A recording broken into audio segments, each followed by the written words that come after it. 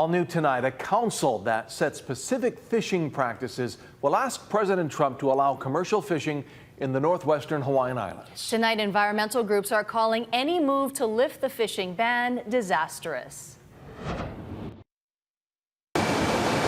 The Western Pacific Fishery Management Council, which sets fishing policies, will ask President Trump to allow commercial fishing in the Papahanaumokuakea Marine National Monument in the northwestern Hawaiian Islands. It's the largest marine protected area in the world. That ask is to open waters of Papahanaumokuakea to commercial fishing. We may also include recreational fishing and subsistence fishing. Kitty Simons, Westpac Executive Director, was in the Oval Office when President Trump signed the executive order in April to allow commercial fishing in a different preserve, the Pacific Island Heritage Marine National Monument around Johnston Atoll in the Central Pacific. It was very exciting for us. These are United States waters, and U.S. fishermen should fish in U.S. waters if it's sustainable, if we're protecting all of the vulnerable species.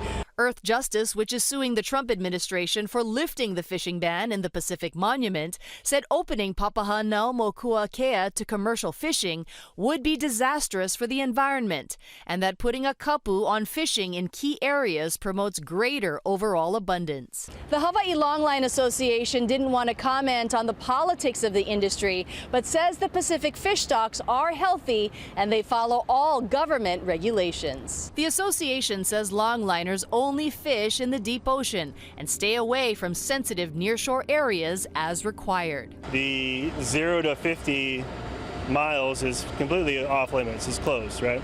So our vessels, about 20 vessels went and fished there over the last month. And they're fishing well beyond the more vulnerable coral reef area. Captain in training Ulana Kalahiki says her boat, Katie Mary, has not fished in the monument yet, but found a fresh catch elsewhere. This past trip we came back with a little over 30,000 pounds, and I got to go in the auction to check it out, and just hearing the buyers thank me for bringing in such a good load, it's so humbling. The majority of them are just on the high seas right now, following the migration patterns of the tunas. So it's to me, it doesn't really seem like there was more or less coming in based on the opening. Experts say despite changing national policies, there hasn't been an influx of seafood and no dramatic price differences for your sashimi either. Now, the Fishing Council says it'll send a formal letter to the president in a couple of weeks.